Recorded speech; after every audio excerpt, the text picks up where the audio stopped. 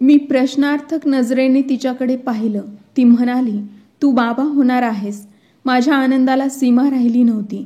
जसं माझ्या पायाखाली फुले उमलली असावीत. मी पुन्हा त्या कागदाकडे पाहिलं. जसं की माझा विश्वासच बसत नव्हता. ती हसत होती आणि मी गप्पच तिच्याकडे पाहत होतो. जणू एखादं स्वप्न डोळ्यासमोर जिवंत झालं होतं. त्या क्षणी मी काहीच बोलू शकलो नाही.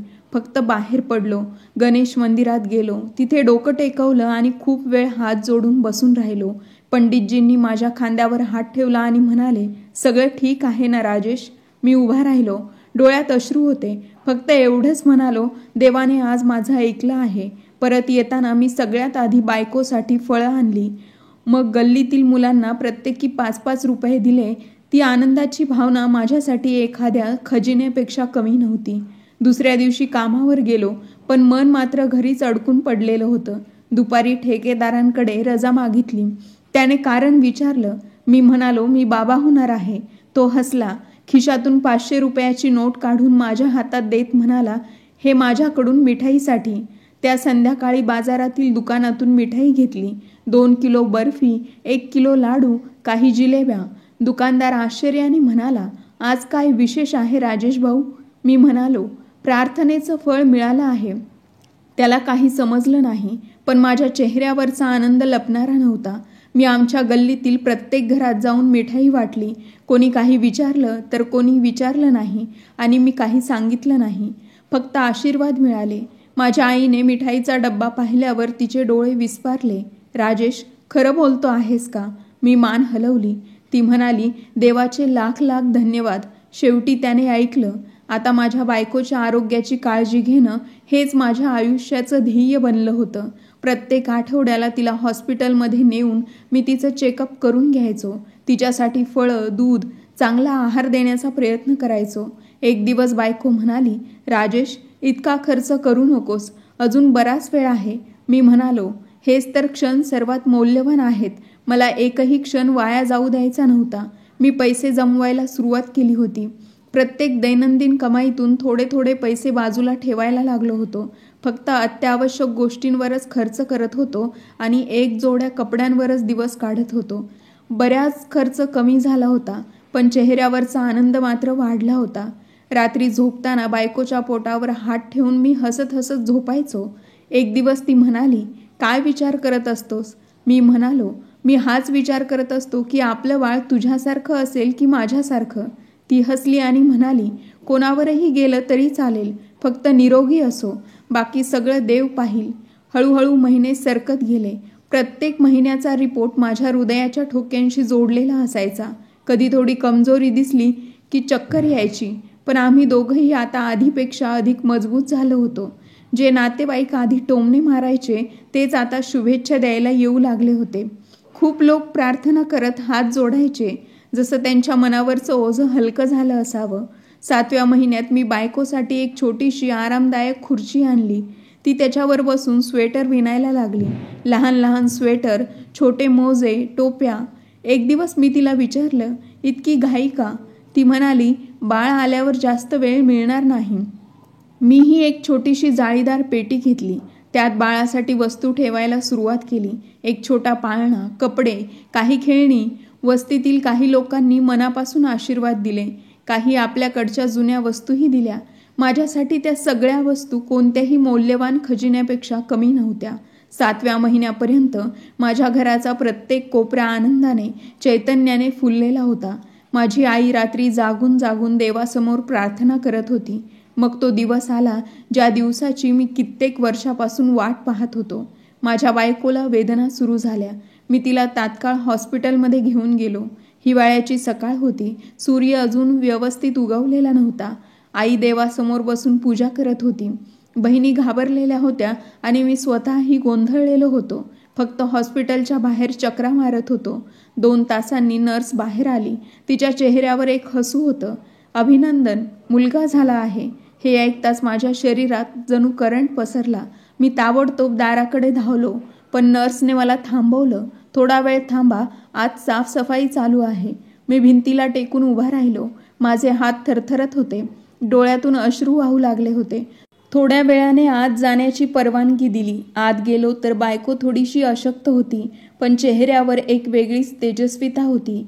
तिच्या कुशीत एक छोटंसं बाळ अलगद झोपलेलं होतं. गुलाबीचा चेहरा, कुरुळे काळे केस, हळुवार श्वास घेत एक सुंदर जिवंत सत्य. मी हळूच त्याच्या छोट्याशा हाताला स्पर्श केला. तो थोडासा हालचाल करून पुन्हा शांत झोपी गेला. माझी बायको म्हणाली, "बघ ना, हा तुझ्यासारखाच आहे, अगदी तुझ्यासारखा." मी म्हणालो, "हो." आणि हात सुद्धा लहान लहान, अगदी माझ्यासारखे. त्या क्षणी मला वाटलं जणू संपूर्ण जग थांबून गेलं आहे. इतक्या वर्षाचा संघर्ष, इतकं दुःख, हे सगळं फक्त या एका क्षणासाठी सहन केलं होतं. मी नर्सला विचारलं, "इथे कुठे मिठाईचं दुकान आहे का?" ती हसली आणि म्हणाली, "आत्तापासूनच?" मी म्हणालो, "हो, आत्ताच, कारण माझा मुलगा या जगात आलाय." दुसऱ्या दिवशी हॉस्पिटलमधून घरी आल्यावर बाळासहित त्याच्या आईचं स्वागत केलं. मिठाई वाटली. आईने जेव्हा माझ्या मुलाला हातात घेतलं तेव्हा ती बराच वेळ गप्पच त्याला खुशीत घेऊन बसून राहिली आणि त्याच्या कपाळावर अलगद चुंबन घेत राहिली. बहिणीच्या डोळ्यात एक वेगळंच तेज होतं. त्याही आत्या झाल्या होत्या. मी माझ्या मुलाचं नाव अमोल ठेवलं. सगळे त्याला आता अमोल म्हणून हाक मारू लागले.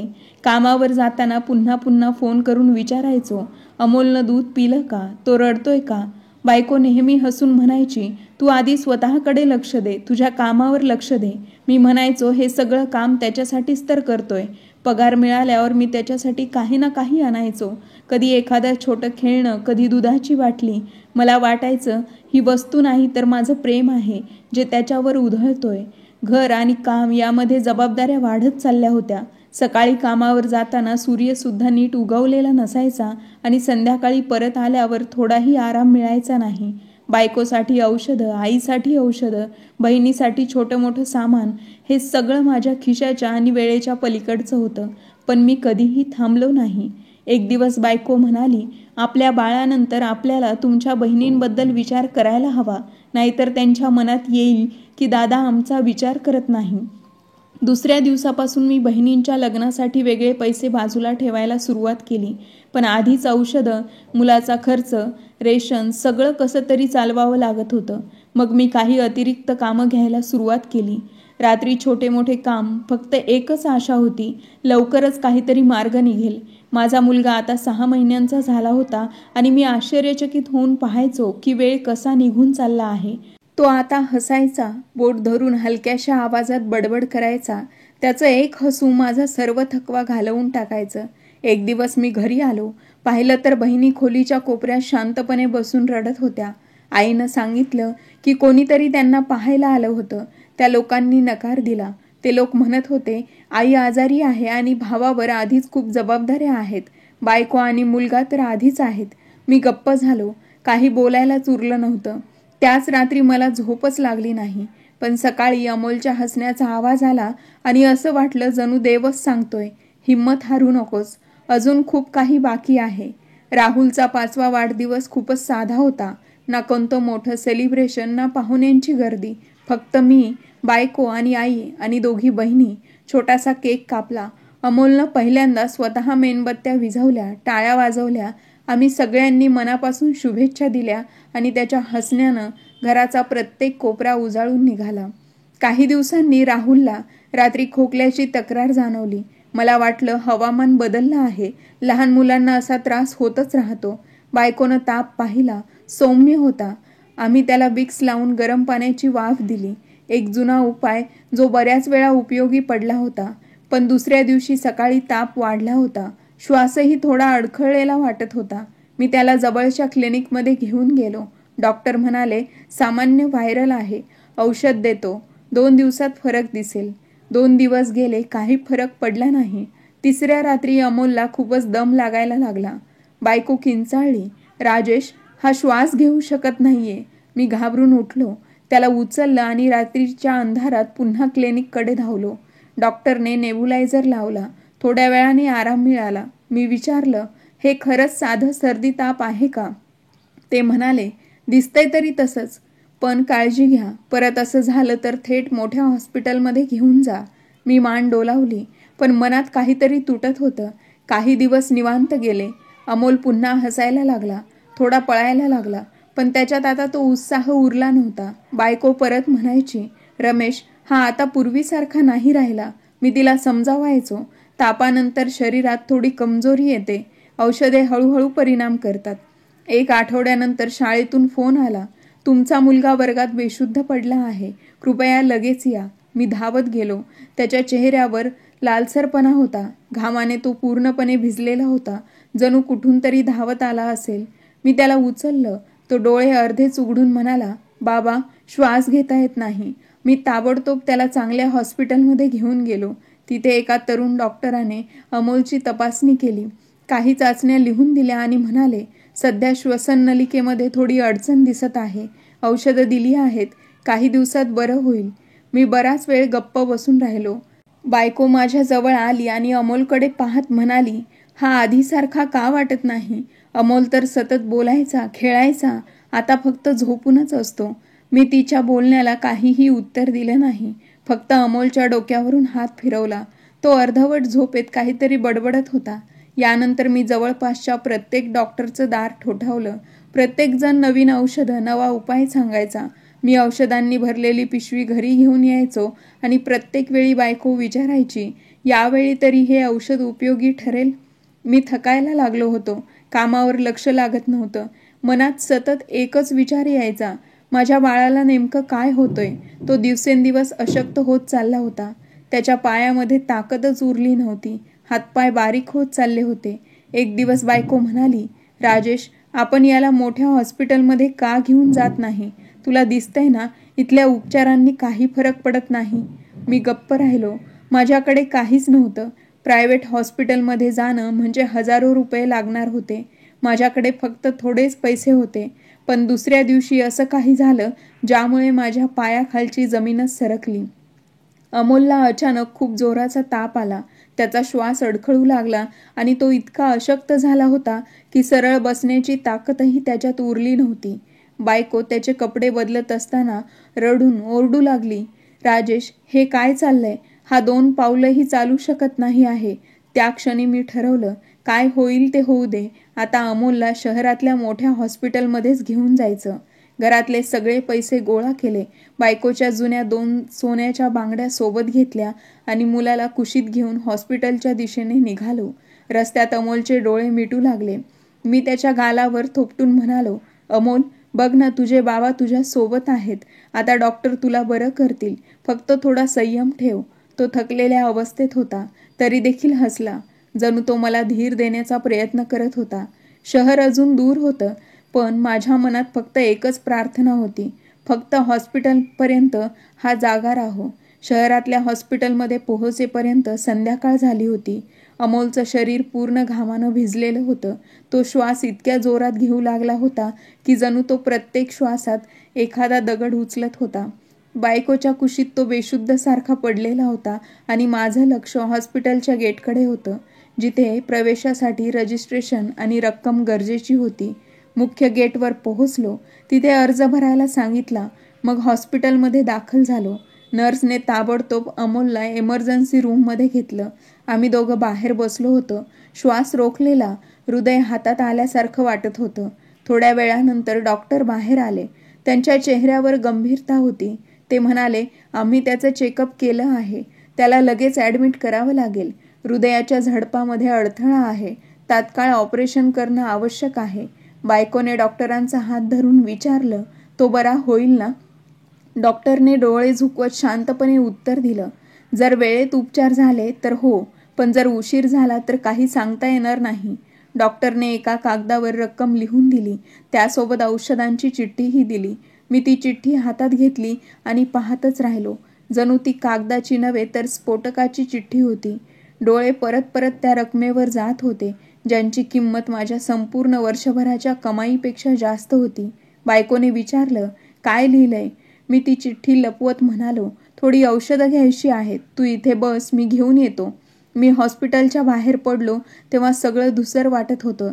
रस्त्यावर गाड्या आपल्या वेगाने चालत होत्या. लोक आपापल्या कामाच्या धावपळीत गर्क होते आणि मी एक अशा शर्यतीत होतो ज्याचा शेवट कुठे आहे याचा पत्ताच नव्हता. सर्वप्रथम मी माझ्या ठेकेदाराकडे गेलो. त्याने ऐकून खंत व्यक्त केली. राजेश, तुला माहीत आहे ना की यावेळी पगार थांबलेले आहे. मी सुद्धा कर्जात आहे. मी शांतपणे उठलो. बाजारात गेलो. जिथे एक जुना ओळखीचा दुकानदार होता. त्याने अनेकदा मला उधारीवर सामान दिलं होतं, पण यावेळी तो म्हणाला, राजेश भाऊ, मन करत आहे मदत करावी, पण गेल्या वेळची परतफेड करायला तुला 6 महिने लागले होते. मी एक दीर्घ श्वास घेत म्हणालो, यावेळेस जर मी पैसे उशिरा दिले तर कदाचित माझा मुलगा जगणार नाही. तेव्हा तरी 6 महिने खूप नव्हते का? त्याने नजर खाली झुकवली, पण पैसे दिले नाहीत. त्यानंतर मी अनेक गल्ल्यात, अनेक दारावर जाऊन मदतीची विनवणी केली. कोणीतरी म्हणालं, माझी ही मुलगी आजारी आहे. दुसरा म्हणाला, बाबांच्या औषधासाठी पैसे लागतात. एकही दार आशेचं ठरलं नाही. तेवढ्यात बायकोचा फोन आला. राजेश, डॉक्टर विचारत आहेत की पैशांचं काय झालं. मी म्हणालो, मी वाटेत आहे, काहीतरी होईल. क्षणभर थांबलो आणि विचार केला, नातेवाईकांकडे मदत मागावी का? पण तेच लोक ज्यांनी बहिणीचं लग्न ठरवतानाही नकार दिला, ते मला पैसे का देतील? तरीही मी गेलो. मामाच्या घरी पोहोचलो. बेल वाजवली. दार उघडलं. त्यांनी ऐकलं, पण हळहळ व्यक्त करत म्हणाले, हे सगळं देवाच्या इच्छेने होते. प्रार्थना कर, सगळं ठीक होईल. मी म्हणालो, फक्त प्रार्थना नाही, औषधही लागतात, पण त्यासाठी पैसा नाही. ते म्हणाले, माझ्या मुलीचं लग्न आहे, खूप खर्च चालू आहे. मी स्मित हास्य करत म्हणालो, मग असं वाटतंय माझा मुलगा बहुतेक नशिबातच नव्हता. ते काही बोलले नाहीत. मी त्यांच्या दारातून परतलो. आता शेवटची आशा होती. आईला फोन लावला. आई, दागिने किंवा काही वस्तू कुणाकडे गहाण ठेव, पैसे खूप गरजेचे आहेत. तेवढ्यात तिचा आवाज आला, बाळा, तुझ्या वडिलांच्या काळातील काही वस्तू आहेत, पाहते, कदाचित काही उपयोगात येतील. मी रात्री उशिरापर्यंत धावत राहिलो. जे काही थोडेफार पैसे जमवले त्यातून औषधं घेतली आणि पुन्हा हॉस्पिटलमध्ये परत पोहोचलो. तेव्हा नर्स म्हणाली, सर, उद्यापर्यंत रक्कम जमा झाली पाहिजे. बायकोने काही विचारलं नाही, फक्त मुलाच्या डोक्यावरून हात फिरवत राहिली. अमोलचा श्वास तसा जोरात चालू होता. जणू प्रत्येक क्षण तो स्वतःला एखाद्या कैदेतून मुक्त करण्याचा प्रयत्न करत होता. मी शांत बसून होतो. सकाळी सूर्य उगवला. माझ्या मनात आता हे स्पष्ट झालं होतं, फक्त एखादा चमत्कारच माझ्या मुलाला वाचवू शकतो, किंवा एखादा असा हात जो कुठल्याही प्रश्नाशिवाय पुढे येईल, आणि तो हात अजून कुठे दिसला नव्हता. रात्रीच्या शेवटच्या प्रहरापर्यंत मी हॉस्पिटलच्या गॅलरीत फेऱ्या मारत राहिलो. डॉक्टरांचे शब्द मनात घुमत होते. उद्या सकाळपर्यंत जर रक्कम जमा झाली नाही तर आम्ही काहीच करू शकणार नाही. बायको एका कोपऱ्यात बसली होती. मुलाचं डोकं तिच्या मांडीवर होतं आणि मी एक अशा युद्धात होतो ज्याचं शस्त्र माझ्या हातातच नव्हतं. सकाळ जवळ येत होती. प्रकाश अंधाराला ढकलत होता आणि माझ्या अंतर्मनात आणखी काही डुबत चाललं होतं. मी स्वतःला खोलीबाहेर काढलं. पार्किंगमध्ये गेलो. एका बाकड्यावर बसलो. थंड वाऱ्यांनी चेहऱ्याला हलकासा स्पर्श केला. तेवढ्यात मला काहीतरी आठवलं. घरात बाबांचं एक जुनं हत्यार होतं, जे त्यांनी केवळ सुरक्षिततेसाठी ठेवलं होतं, पण आता गरज काही वेगळीच होती. मी बायकोला सांगितलं, मी पैशांची व्यवस्था करायला निघतो आहे, तू काळजी करू नकोस. ती काहीच बोलली नाही. कदाचित तिचीही चमत्कारावरील श्रद्धा संपली होती. मी ऑटोमध्ये बसलो आणि थेट गावाकडे रवाना झालो. स्टोर रूममध्ये पोहोचलो. जुन्या लाकडी कपाटाचं दार उघडलं. कपाटाच्या खाली लपलेली ती वस्तू बाहेर काढली. हातात घेतल्यावर हात थरथरायला लागले. बाबांचा आवाज कानात घुमला, हे फक्त अतिगरजेच्या वेळेस उचलायचं, नाहीतर हे काही जीव वाचवत नाही, उलट बिघडवून टाकतं. मी डोळे बंद केले. स्वतःला समजावलं, बाबा, आता वेळ गरजेच्या पलीकडे निघून गेली आहे. मी ते हत्यार कपड्यात गुंडाळून खिशात ठेवलं आणि शहराकडे निघालो. शहराच्या सुरुवातीच्या टप्प्यावर पोहोचलो. मी रस्त्याच्या कडेला थांबलो. मंदिरातून आरतीचा आवाज येत होता. लोक ये जा करत होते, पण मी रस्त्याच्या कडेला उभा होतो. माझ्या नशिबाचा हिशोब मांडत समोरून जाणाऱ्या गाड्या पाहत राहिलो. जणू एखाद्या इशाऱ्याची वाट पाहत होतो. काही वेळाने एक पांढरी गाडी दिसली. गती मंद होती. गाडीत एक स्त्री आणि ड्रायव्हर होता. मी हात दिला. गाडी थांबली. ड्रायव्हरने काच खाली केली. अहो भाऊसाहेब, मी म्हणालो, लिफ्ट पाहिजे, फार मोठी इमर्जन्सी आहे. ड्रायव्हर काही बोलणारच होता. तेवढ्यात मागे बसलेली स्त्री म्हणाली, बसू द्या त्यांना. त्यांना गरीबाला काय माहीत, त्यांच्यावर किती मोठी वेळ आली आहे. मी फ्रंट सीटवर बसलो. गाडी सुरू झाली. मी शांत बसून राहिलो. थोडा पुढे गेल्यावर मी हळूच खिशातून पिस्तूल काढली आणि थेट ड्रायव्हरकडे रोखून म्हणालो, गाडी थांबव. ड्रायव्हरने घाबरून तातडीने ब्रेक लावला. मागे बसलेली बाई किंचाळली, काय करताय भाऊ? मी मागे वळून शांतपणे म्हणालो, जे काही तुमच्याकडे आहे सगळं बाहेर काढा. दागिने, पैसे जे काही आहे लवकर करा. ती स्त्री हात जोडत म्हणाली, देवासाठी थोडी तरी दया करा. माझ्याकडे काहीच नाही. हे सगळे पैसे माझ्या मुलीच्या उपचारासाठी आहेत. तिच्या मेंदूला दुखापत झाली आहे. मी आता हॉस्पिटललाच चालले आहे. मी कठोर आवाजात म्हणालो, मला काही फरक पडत नाही ते तुम्हाला काय झालं. माझा मुलगाही आत्ताच हॉस्पिटलमध्ये आहे. त्याच्या हृदयाच्या झडपा बंद पडल्यात. तो मरणाच्या दारात आहे. ती स्त्री थरथरत म्हणाली, मी सगळं विकून हे पैसे गोळा केलेत. जर मी वेळेत पोहोचले नाही तर माझी मुलगी वाचणार नाही. कृपा करा आमच्यावर. मी ओरडलो, बस झालं, ब्रीफकेस द्या. ड्रायव्हर काही बोलणारच होता तेवढ्यात मी किंचाळून म्हणालो, जर तू एक शब्द जरी बोललास तरी इथेच संपेल. मी मागे वळून पाहिलंही नाही. बंदुकीच्या धाकावर एका बाईकवाल्याच्या मागे बसलो आणि त्याला संपूर्ण वेगाने गाडी चालवायला सांगितली. मधल्या रस्त्यात मी उतरून वाऱ्याच्या वेगाने हॉस्पिटलकडे धावलो. त्या क्षणी काहीच ऐकू येत नव्हतं. फक्त मनात एक विचार घुमत होता, माझा अमोल वाचावा, माझा मुलगा वाचावा. त्याच शहरात त्या दिवशी 2 मुलं मृत्यूच्या उंबरठ्यावर होती. एकाला वाचवण्यासाठी मी दुसऱ्याच्या आशा हिसकावून घेतल्या होत्या. मला हे कळून चुकलं होतं, पण कदाचित समजण्यासाठी आता फार उशीर झाला होता. हॉस्पिटलमध्ये पोहोचताच मी तातडीने एमर्जन्सीच्या खिडकीवर गेलो. बॅग टेबलावर ठेवली आणि धापा टाकत म्हणालो, पैसे आणले, डॉक्टरला लगेच कळवा. नर्सने आश्चर्याने माझ्याकडे पाहिलं.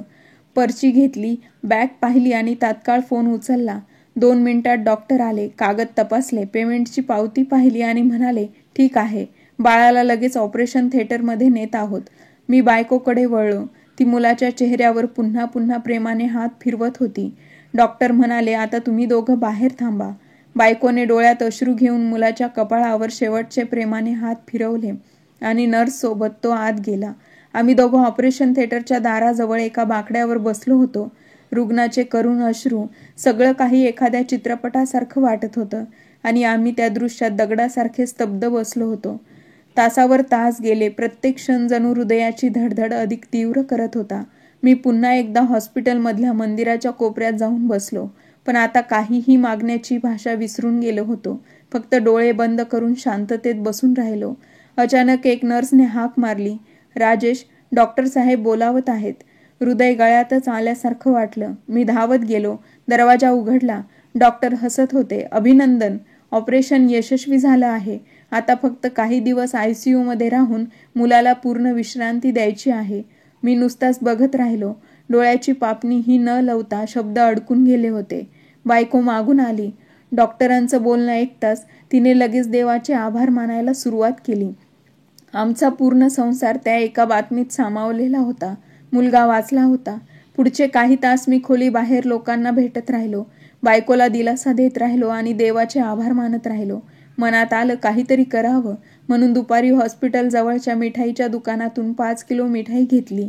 मग परतीच्या वाटेवर जो भेटेल त्या प्रत्येक माणसाला हाक मारून सांगत होतो, मिठाई घ्या, माझा मुलगा वाचला, आशीर्वाद द्या. डॉक्टर, नर्स, सफाई कामगार, गार्ड सगळ्यांना मिठाई दिली. हॉस्पिटलच्या वॉर्डमध्ये काही रुग्णांच्या नातलगांनाही मिठाई दिली. सगळे आश्चर्याने विचारत होते, काय झालं? मी म्हणत होतो, बस पुन्हा एकदा जीवन मिळालं आहे. माझा मुलगा मृत्यूच्या दारातून परत आला आहे. बायकोने हळूच विचारलं, इतकी मिठाई वाटत आहात, पैसे कुठून आले? मी नजर चुकवून म्हणालो, एका मित्राने मदत केली. फार चांगला माणूस आहे. तिने आभार मानले. देव असा मित्र सगळ्यांना देवो. मुलाला ICU मधून वॉर्डमध्ये हलवलं गेलं होतं. तो आता हळूहळू बरा होत होता. त्याच्या चेहऱ्यावर पूर्वीचं तेज हळूहळू परत येऊ लागलं होतं. मी त्याच्याजवळ बसून राहिलो. तो झोपलेला. त्याच वेळी बायकोचा चेहरा पाहिला तर तिच्या चेहऱ्यावर अजब समाधान होतं. जणू काही ती मागत असणारी ती गोष्ट आज तिने मिळवली होती. रात्री मी पुन्हा हॉस्पिटलच्या वॉर्डमध्ये जाऊन बसलो. अंधार पसरला होता, पण माझ्या अंतर्मनात प्रकाश होता. थोडा वेळ डोळे बंद केले, पण अचानक एक विचार घुमू लागला.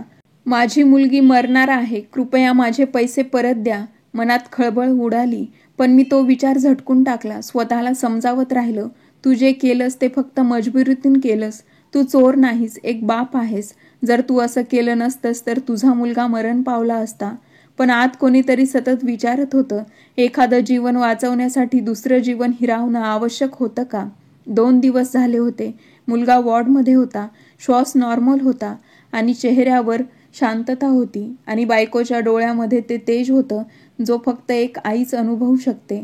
मी दररोज लवकर हॉस्पिटलमध्ये पोहोचत असे, नर्सकडून रिपोर्ट घेत असे, औषधं तपासत आणि कधी कधी दुसऱ्या वॉर्डमधल्या मुलांसाठी खेळणी किंवा मिठाई घेऊन जात असे.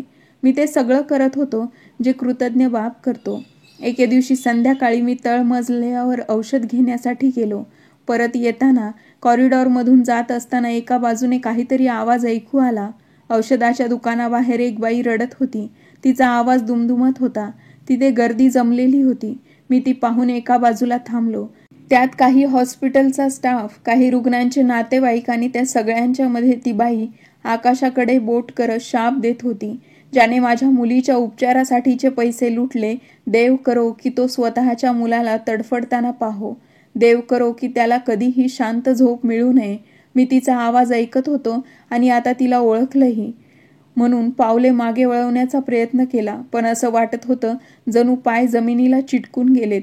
मी तिच्याकडे तोंड वळवण्याची हिंमतही करू शकत नव्हतो. पण त्या बाईचा आवाज स्पष्ट होता. माझ्या मुलीचे आयुष्य फक्त एका ऑपरेशनच्या अंतरावर होतं, पण मी वेळेवर पोहोचू शकले नाही. खूप रक्त वाहून गेलं. डोक्याला झालेली इजा तिला गिळून गेली. एका बाईने विचारलं, तुम्ही डॉक्टरांना फोन केला नव्हता का? ती बाई म्हणाली, काय सांगितलं असतं? माझ्याकडे पैसेच नव्हते. मी मुलीच्या ऑपरेशनसाठी पैसे घेऊन येतच होते, पण त्यावेळी माझ्याकडून सर्व काही हिसकावून घेतलं गेलं. माझे कान त्या बाईचे सर्व बोलणे ऐकत होते, पण मन मान्य करत नव्हतं. कपाळावर घाम आला. मी शांतपणे वळून जाण्याचा प्रयत्न केला, पण गर्दीतील एक नजर माझ्या चेहऱ्यावर पडली. एक वयस्कर माणूस मला पाहून एक क्षण थबकला. मग त्याने मान खाली झुकवली, जणू काहीतरी त्याने ओळखलं, पण गप्प राहिला. मी झपाट्याने वॉर्डकडे निघालो. खोलीच्या दरवाजापर्यंत पोहोचलो. श्वास जोरात चालू होता. बायकोने दरवाजा उघडला. काय झालं? औषधे मिळाली नाहीत का? मी डोकं हलवून हो म्हटलं आणि आत आलो. मुलगा झोपलेला होता. त्याच्या कपाळावर हात फिरवला. त्याचा श्वास जाणवला. तेवढ्यात बायको म्हणाली, आज ती नर्स खूप आशीर्वाद देत होती. इतक्या कमी दिवसात आपल्या मुलाची प्रकृती सुधारली. मी मान खाली घालून फक्त एवढंच म्हणालो, आशीर्वाद? हो, आपला मुलगा कदाचित कुणाच्या तरी प्रार्थनेमुळेच वाचला असेल. पण आतून एक आवाज स्पष्ट ऐकू येत होता, किंवा कोणाच्या तरी शापाच्या बदल्यात तू मुलाला वाचवलंस. दुसऱ्या दिवशी सकाळी मी बायकोला म्हणालो, मी थोडा वेळ बाहेर जातो आहे, तू मुलाची काळजी घे. ती म्हणाली, कुठे चालला आहात? मी उत्तर दिले, फक्त थोडा मोकळा श्वास घेण्यासाठी बाहेर जातोय. मी पुन्हा त्या औषधाच्या दुकानाजवळ गेलो. ती बाई अजूनही तिथेच होती, भिंतीला टेकून बसलेली, डोळ्यात कोरडे अश्रू, चेहरा पिवळा पडलेला. तिच्या शेजारी तोच माणूस बसलेला होता ज्याने काल मला पाहिलं होतं. मी थोड्या अंतरावर थांबलो, सावध पावलांनी पुढे सरकलो, पण इतकंही जवळ गेलो नाही की तिने मला ओळखावं. तिचा आवाज आता मंद होता, पण शब्द माझ्या हृदयात सुरीसारखे खोल जात होते. माझी मुलगी फक्त 7 वर्षांची होती. मला एक संधी हवी होती, पण कोणीतरी ती संधीही हिसकावून घेतली. तेवढ्यात तिचा नवरा शांतपणे म्हणाला, बस आता पुरे, जे होणार होतं ते झालं, आता संयम ठेव. ती रडतच म्हणाली, संयम कसा ठेवू? ज्याने आपल्याला लुटलं त्याला कधी आपल्या कृत्यावर पश्चाताप होईल का? माझं काळीज थरथरलं. मी तिथून निघून गेलो आणि हॉस्पिटलच्या मागच्या बाजूला गेलो आणि भिंतीला टेकून उभा राहिलो. माझा श्वास जोरात चाललेला आणि अंतर्मन प्रत्येक क्षण आठवत होतं, ते ठीक आहे, ती ब्रीफकेस, त्या डोळ्यातील विनंती आणि माझी विवशता. मी स्वतःला विचारलं, मी खरंच माझ्या अमोलला वाचवलं का? की एक आईकडून तिचं मूल हिरावून घेतलं, माझं मूल विकत घेतलं? मग थोडा वेळ तसाच बसून राहिलो. त्यानंतर खिशातून ती चिठ्ठी काढली जी डॉक्टरांनी ऑपरेशनच्या आधी दिली होती. त्यावर लिहिलं होतं, जीवन वाचवण्यासाठी तातडीने पैशांची गरज आहे. आणि माझ्या मनात एक आवाज घुमला, कधी कधी एखाद्याचं जीवन वाचवण्यासाठी आपण जो मार्ग निवडतो तो कोणाचं तरी जीवन हिरावून घेतो.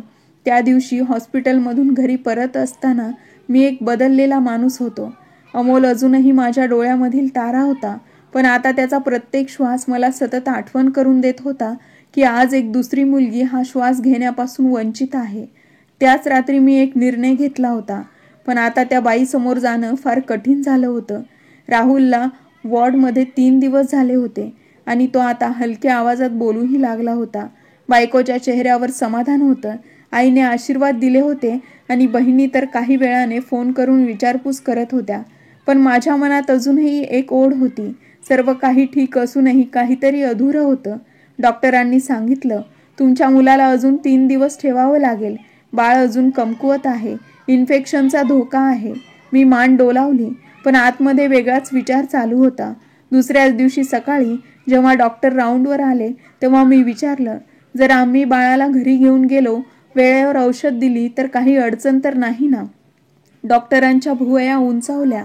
अडचण तर आहेच, पण जर तुम्ही आग्रह करणार असाल तर आम्ही काही सूचना देऊ. बाकी जबाबदारी तुमची. बायको चकित झाली. इतकी घाई का? तुम्हीच म्हणत होतात की बाळ अजून कमजोर आहे. मी म्हणालो, घरी वातावरण चांगलं असेल, बाळाला आराम मिळेल आणि आपल्यालाही थोडा दिलासा मिळेल. संध्याकाळी सगळी कागदपत्र पूर्ण केली. औषधांची यादी घेतली. बाळाला पांघरायला बायकोला एक साधा कापड दिलं. नर्स प्रश्नार्थक नजरेने पाहत होती, पण मी फक्त एवढेच म्हणालो, सध्या मजबुरी आहे, पण परत येऊ आम्ही. आम्ही बाळाला बाईकवर घेऊन घरी येत होतो. बायको मागे बसून बाळाला हातात धरून बसली होती. मी रस्त्यावर नजर लावून वेगाने वाहणाऱ्या वाऱ्याच्या आवाजात माझाच अंतःकरणाशी झगडत होतो. घरी पोहोचलो तर सगळे आश्चर्यचकित झाले. आई म्हणाली, बाळाला इतक्या लवकर घरी घेऊन आलात? मी म्हणालो, डॉक्टर म्हणाले की घरचं वातावरण चांगलं असेल. आपण वेळेवर औषधं देत राहिलो की बाळ ठीक होईल. मुलगा शांत होता, थकलेला, पण शुद्धीत होता. बहिणींनी त्याच्यासाठी अंथरूण टाकलं. बायकोने दूध गरम केलं, औषधं दिली आणि मग सगळे झोपले. रात्रीच्या एका प्रहरानंतर अचानक मुलाच्या श्वासांचा वेग वाढू लागला. तो घाबरून उठून बसला. छातीवर हात ठेवत हलक्या आवाजात किंचाळला, बाबा, श्वास घेता येत नाही. बायकोने घाबरून मला जागं केलं. राजेश, पुन्हा तसंच होतंय. मी त्याला उचलून घेतलं. त्याचं शरीर तापलेलं होतं. श्वास अधीर होत होता. मी बायकोला म्हणलं, चल आत्ताच रुग्णालयात जावं लागेल. आई रूममधून येऊन म्हणाली, काय झालं राजेश? मी फक्त एवढंच म्हणालो, मुलगा पुन्हा आजारी पडलाय. हॉस्पिटलमध्ये परत जावं लागेल. पुन्हा तीच वाट, तीच बाईक, तेच हॉस्पिटल. पण यावेळी सगळं वेगळं होतं. जणू मला आधीच माहीत होतं की मी चूक केली आहे. हॉस्पिटलच्या दारावर पोहोचलो तर नर्सने ओळखलं. तुम्ही तर मुलाला घेऊन गेला होतात ना, मग लगेच काय झालं? मी म्हणालो, त्याची तब्येत खालावली आहे, श्वास घेता येत नाही. पुन्हा ICU मध्ये नेण्यात आलं. डॉक्टरांनी दरवाजा बंद केला. मी आणि माझी बायको बाहेर बाकावर बसलो. तिचे ओठ थरथरत होते. डोळ्यात पुन्हा तेच भीतीचे भाव होते जे मागच्या आठवड्यात होते. ती म्हणाली, राजेश, तू त्याला एवढ्या लवकर घरी घेऊन जाण्याचा हट्ट का केलास? मी तुला म्हणाले होते ना की अजून काही दिवस येथेच थांबूया. मी म्हणालो, माझ्याकडे आता अजून पैसे नव्हते, म्हणूनच त्याला हॉस्पिटलमध्ये ठेवणे शक्य नव्हतं. तिने माझा खांदा पकडला आणि म्हणाली, म्हणजे तू त्याच्या जीवनाच्या बदल्यात पैसे वाचवलेस? जर त्याला काही झालं तर? मी शांत होतो. माझ्या मनात एकच विचार घुमत होता, काय माझ्या घाईने आपण ज्या गोष्टी वाचवल्या होत्या त्या पुन्हा हरवल्या का? थोड्या वेळाने डॉक्टर बाहेर आले. त्यांचा चेहरा गंभीर होता. बाळाला इन्फेक्शन झालं आहे. श्वसन नलिकेमध्ये पुन्हा तीच अडचण निर्माण झाली आहे. आम्हाला पुन्हा उपचार करावे लागतील. ऑपरेशन यशस्वी झालं होतं, पण तुम्ही त्याला वेळेपूर्वी घरी घेऊन गेलात. ही फार मोठी चूक होती. मी हळू आवाजात विचारलं, आता काय होईल? डॉक्टर म्हणाले, आम्ही पूर्ण प्रयत्न करत आहोत, पण पुढचे 24 तास अत्यंत महत्त्वाचे आहेत. बायको थेट जमिनीवर बसली. पदर तोंडावर धरून रडू लागली. मी फक्त एवढंच म्हणालो की सगळी चूक माझी आहे. हॉस्पिटलमधील ती रात्र संपतच नव्हती. बायको ICUच्या रूमच्या दारासमोर बसून होती, शांत, न बोलता, एखाद्या दगडासारखी. मी कितीतरी वेळा बोलण्याचा प्रयत्न केला, पण शब्द जणू आतच गिळून गेले होते. डॉक्टरांनी स्पष्ट शब्दात सांगितलं होतं की परिस्थिती नाजूक आहे आणि आता प्रार्थना करण्याशिवाय आपल्या हातात काहीच उरलेलं नाही. मी खोली बाहेर आलो. चालत होतो. नर्सच्या पावलांचे आवाज, इमर्जन्सीच्या बेल्स, स्टाफच्या सूचना, सगळं डोळ्यासमोर चालू होतं. पण डोळ्यासमोर एकच चेहरा परत परत येत होता. ती बाई औषधांच्या दुकानासमोर आपल्या मुलीच्या मृत्यूवर शाप देत होती. मी बायकोला काहीही सांगितलं नाही. फक्त एवढेच म्हणालो, मी डॉक्टरांकडे जात आहे. तू फक्त मुलाची काळजी घे. मी पुन्हा त्या वस्तीमध्ये पोहोचलो. तिथे हवा शांत होती. गल्लीत शेवटी एक छोटंसं घर होतं. बाहेर चपला अस्ताव्यस्त पडलेल्या. घरातून रडण्याचे आवाज येत होते. मी दरवाजावर 3दा टकटक केली. थोड्या वेळाने एक पुरुष दरवाजावर आला. कोण हवं आहे? मी थोडा अडखळत म्हणालो, मला तुमच्या बायकोशी बोलायचं आहे. तो मीच आहे ज्याने त्या दिवशी तुमचे पैसे हिसकावून घेतले होते. त्याच्या चेहऱ्यावर अगोदर आश्चर्य, मग राग उमटला. तो थोडा मागे सरकला, कदाचित आत कोणाला बोलवण्यासाठी. तेव्हा मी पटकन म्हणालो, मी माफी मागायला आलो आहे. आता काही घडणार त्या अगोदरच ती बाई आतूनच आली. डोळे लाल, चेहरा जणू जिवंत असूनही निस्तेज. तिने माझा आवाज ऐकताच झटक्याने पुढे येऊन माझा गळा पकडला. तू होतास तो, तूच होतास ज्याने माझ्या मुलीचा जीव घेतला. मी दोन्ही हात जोडले. हो, मीच होतो, पण मी मजबूर होतो. माझा मुलगा मरणाच्या उंबरठ्यावर होता. मी चुकीचं केलं, पण तुमचं दुःख पाहून मी आतून तुटून गेलो आई. ती बाई रडतच म्हणाली, माझी मुलगी फक्त 7 वर्षांची होती. तू तिला आमच्यापासून हिरावून घेतलंस. माझ्या मुलीसाठी मी सगळं विकलं होतं. ती तुझ्या मजबुरीपेक्षा कमी होती का? मी मान खाली झुकवली. नाही, तीही तितकीच अनमोल होती जितका माझा मुलगा अनमोल आहे. मला काहीच हक्क नव्हता, मी हे जाणतो, पण मी आता या अपराधाच्या ओझ्याखाली जगू शकत नाही. तिच्या नवऱ्याने पुढे येऊन तिच्या हातातून माझा गळा सोडवला. तू आता काहीही केलंस तरी आमची मुलगी परत येणार नाही. पण जर तुला खरंच पश्चाताप वाटत असेल तर तुला माफीही मागावीच लागेल आणि हिशोबही चुकता करावा लागेल. मी मान हलवली. मी माझं घर विकेन, भाड्याच्या घरात राहीन, पण तुमची रक्कम पूर्णपणे परत करीन. एक एक पैसा मी परत करीन. त्या बाईने माझ्याकडे दीर्घ नजर टाकली आणि मग हळूच खाली बसली. काही क्षण ती शांत होती, मग म्हणाली, तुला माहीत आहे का तू काय केलं आहेस? तू आम्हाला जिवंतपणे मारून टाकलं आहेस. मी हळू आवाजात म्हणालो, आता माझं आयुष्यही तसंच आहे. माझ्या मुलाच्या श्वासाने थांबायचं ठरवलं आहे. तेव्हाच जेव्हा मी ती रक्कम हिसकावली होती. तिचा नवरा पुढे होऊन म्हणाला, कदाचित ही आमच्या देवाची परीक्षा होती. आम्ही सगळं गमावलं आणि देवाने कदाचित तुलाही एक धडा दिला आहे. मी ब्रीफकेसमधून जे काही पैसे शिल्लक होते ते काढले आणि पुढे केले. आता देतो उरलेले. शक्य तसं हळूहळू देईन. त्या बाईने पैसे घेतले नाहीत, फक्त एवढंच म्हणाली, हे त्या मुलासाठी ठेव ज्याला तू वाचवलंस. मी तुला माफ करते, पण जर तू वचनापासून माघार घेतलीस तर माझं मन तुला कधीच माफ करणार नाही. मी मान झुकवली. जमिनीकडे पाहत म्हणालो, धन्यवाद. तुम्ही माझ्या मुलाला माफ केलंत, पण मला तर आयुष्यभर स्वतःला माफ करणं जमणार नाही. परतीच्या वाटेवर मन थोडं हलकं वाटत होतं. मला माहीत होतं की प्रवास संपलेला नाही, तर आता खऱ्या अर्थाने हिशोबाची वेळ सुरू झाली आहे. हॉस्पिटलमध्ये परत पोहोचलो तर बायको बाहेर बसली होती. तिची नजर माझ्या चेहऱ्यावर पडली. कुठे गेला होतास? मी फक्त एवढंच म्हणालो, माफी मागायला. बायकोने मुलाच्या खोलीकडे इशारा केला. जा बघ, तो झोपलेला आहे पण श्वास हलका आहे. डॉक्टर म्हणत होते अजून एकदा तपासणी केल्यावर समजेल की किती जीव शिल्लक आहे. मी दरवाजावर उभा राहिलो. हलक्या श्वासाचे आवाज येत होते, पण माझ्या मनात फक्त एकच प्रार्थना होती, देवा, आता जर शिक्षा द्यायची असेल तर मला दे, माझ्या मुलाला नको. सकाळ झाली, सूर्य उगवला, पण हॉस्पिटलच्या त्या खोलीत फक्त शांततेचा आवाज ऐकू येत होता. बायको खुर्चीवर बसलेली होती, मान झुकवलेली. डॉक्टर आत आले. बाळाची नाडी तपासली. ऑक्सिजन पातळी पाहिली. त्याच्या छातीवर हात ठेवला. जणू ती पूर्णपणे दगडासारखी झाली. मी दरवाजाजवळच उभा राहिलो. जणू काळ थांबला होता. पाऊल पुढे जात नव्हते. डॉक्टर माझ्याजवळ आले. आम्ही पूर्ण प्रयत्न केले, पण त्याचा श्वास खूपच अशक्त झाला होता. त्यामुळे हृदयाने साथ सोडली. माझ्या डोळ्यांमध्ये काहीच नव्हतं. मी दरवाजाच्या कोपऱ्यात जाऊन बसलो. पाठ भिंतीला टेकवली आणि मान खाली झुकवली. बायको मुलाला मिठी मारून रडत होती. नर्स पुढे आली. तिच्या हातातून बाळ अलगद घेतलं, गुंडाळलं आणि वॉर्ड बाहेर निघून गेली. पुढचे काही तास धुसर होते. मुलाच्या शेवटच्या यात्रेत वस्तीतील काही लोक आले. 2 नातेवाईकही होते. जेव्हा माती टाकली जात होती तेव्हा प्रत्येक मूठ जणू हृदयावर घाव घालत होती. मला असं वाटत होतं जसं ती माती माझ्या छातीवर पडत आहे. बायको माझ्या शेजारी बसलेली होती, शांत, गप्प. ती म्हणाली, जर तू त्याला हॉस्पिटलमध्येच राहू दिलं असतंस, घरी परत आणलं नसतंस तर कदाचित तो वाचला असता. मी फक्त एवढंच म्हणालो, जर मी त्याला तिथे नेलंच नसतं कदाचित तेव्हाही तो वाचला असता. ती म्हणाली, नाही, जर तू ते पैसे घेतले नसतेस तर कदाचित दुसऱ्या कोणाची तरी मुलगी वाचली असती. देवाने आपल्याला दाखवून दिलं की दुसऱ्याचा हक्क हिसकावून कधीही सुख, शांती किंवा भरभराट मिळत नाही.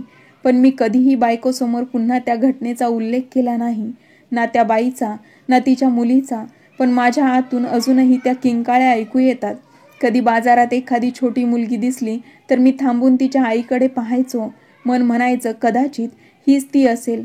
पण प्रत्येक वेळी ती कोणाची तरी दुसऱ्याचीच निघायची आणि मी पुन्हा एक रिकामं हृदय घेऊन पुढे निघायचो. एक दिवस एक जुना ओळखीचा मित्र भेटला. त्याने सांगितलं तो माणूस ज्याच्या मुलीचं निधन झालं होतं आता दुसऱ्या शहरात गेलाय. एक छोटंसं काम करत असतो. पत्ता विचारला पण त्याच्याकडे नव्हता. त्यानंतर आजपर्यंत प्रत्येक दुसऱ्या महिन्यात मी त्या शहरात जातो.